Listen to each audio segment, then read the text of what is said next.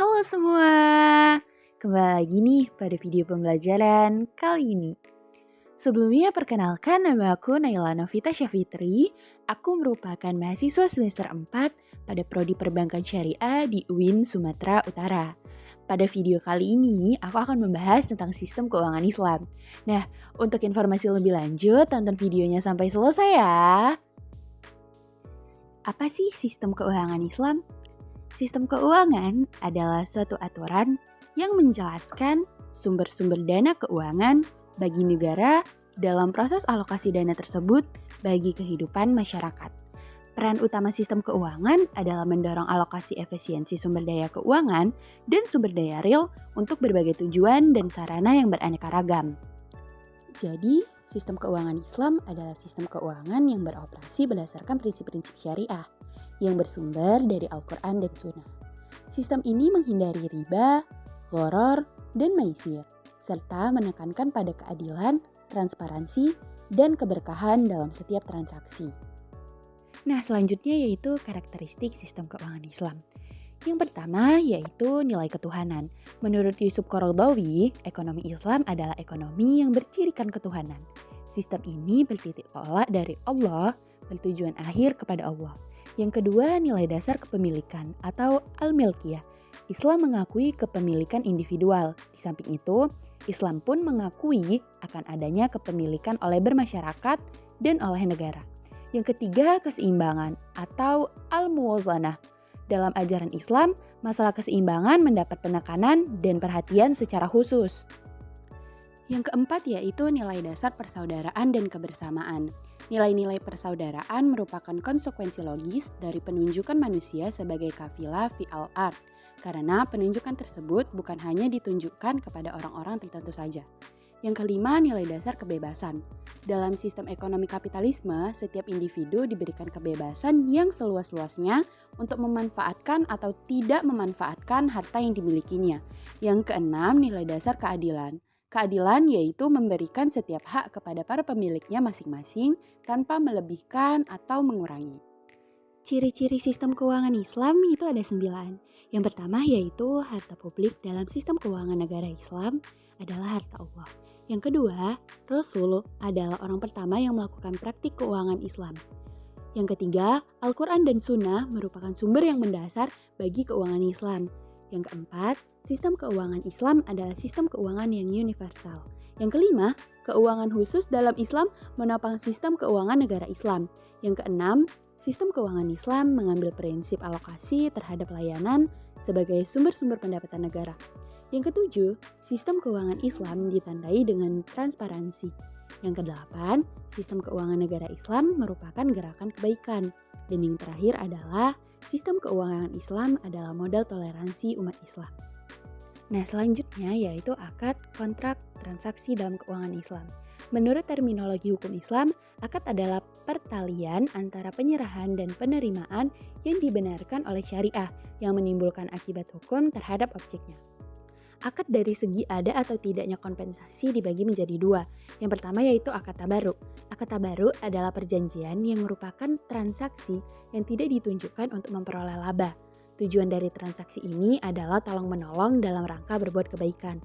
Ada 3 bentuk akad tabaruk, yaitu yang pertama meminjamkan uang. Ada 3 jenis pinjaman. Yang pertama yaitu qard, merupakan pinjaman yang diberikan tanpa mensyaratkan apapun, selain mengembalikan pinjaman tersebut dalam jangka waktu tertentu.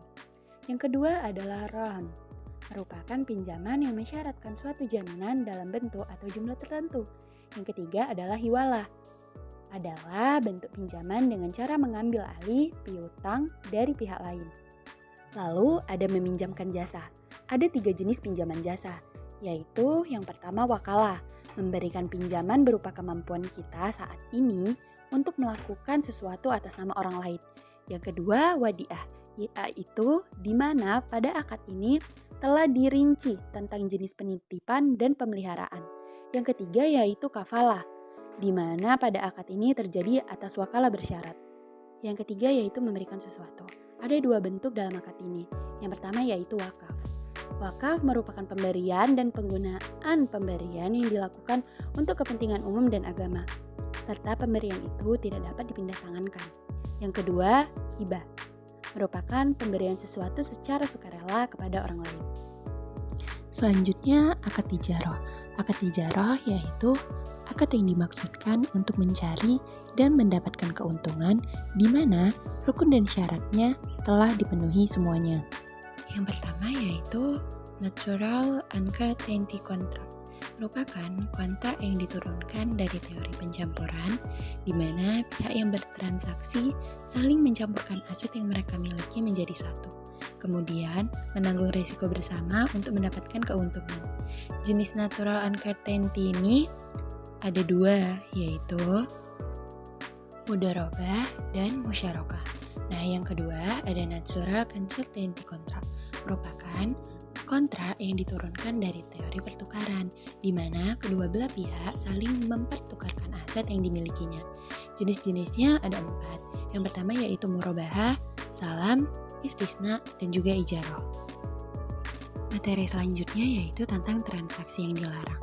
Nah, yang pertama itu ada tadlis.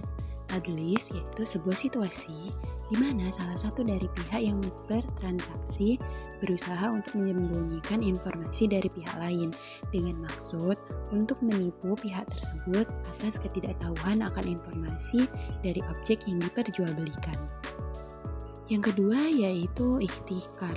Ihtikar ini merupakan sebuah situasi di mana produsen mengambil keuntungan di atas keuntungan normal dengan cara mengurangi supply agar harga produk yang dijual naik. Nah, yang ketiga ada maisir atau qimar, yaitu sebuah bentuk permainan yang di dalamnya dipersyaratkan jika salah seorang pemain menang, maka ia akan mengambil keuntungan dari pemain yang kalah dan sebaliknya. Yang keempat itu gharar, artinya keraguan atau tindakan yang bertujuan untuk merugikan pihak lain. Yang kelima yaitu riba, adalah penyerahan pergantian sesuatu dengan sesuatu yang lain yang tidak dapat terlihat adanya kesamaan menurut timbangan syarak pada waktu akad-akad atau disertai mengakhirkan dalam tukar-menukar atau hanya salah satunya. Yang keenam yaitu rishwa. Rishwa adalah pemberian yang diberikan kepada orang lain dengan maksud meluluskan perbuatan tercela. Materi selanjutnya yaitu tentang prinsip keuangan Islam. Nah, yang pertama yaitu kemitraan antara sahibul mal dan mudharib atau antara pihak kreditor dan debitor melakukan kemitraan dalam menjalankan proyek. Yang kedua yaitu kemanfaatan. Lembaga keuangan syariah tidak akan memfokuskan adanya keuntungan, akan tetapi berfokus pada manfaat yang diterima atas pembiayaan yang telah dijalankan. Yang ketiga yaitu kesatuan, prinsip kesatuan. Pada keuangan syariah dapat digambarkan bahwa antara nasabah di satu pihak dan lembaga keuangan syariah di lain pihak adalah satu kesatuan yang utuh. Yang keempat, saling meridhoi. Dalam lembaga keuangan syariah, keterkaitan antara sohibul mal dengan mudharib mengedepankan prinsip saling meridhoi. Yang kelima, prinsip tauhid. Dalam kegiatan ekonomi harus didahulukan, dan prinsip tersebut harus digambarkan sendiri oleh Allah Subhanahu wa Ta'ala yang menepati janjinya ketika membeli orang-orang beriman diberikannya kepada mereka syurga. Yang terakhir, prinsip kemaslahatan. Dalam perdagangan, menurut penulis, bahwa kemaslahatan di sini adalah kemaslahatan umat manusia, prinsip ekonomi yang perlu diperhatikan. Selanjutnya yaitu tentang prinsip keuangan syariah.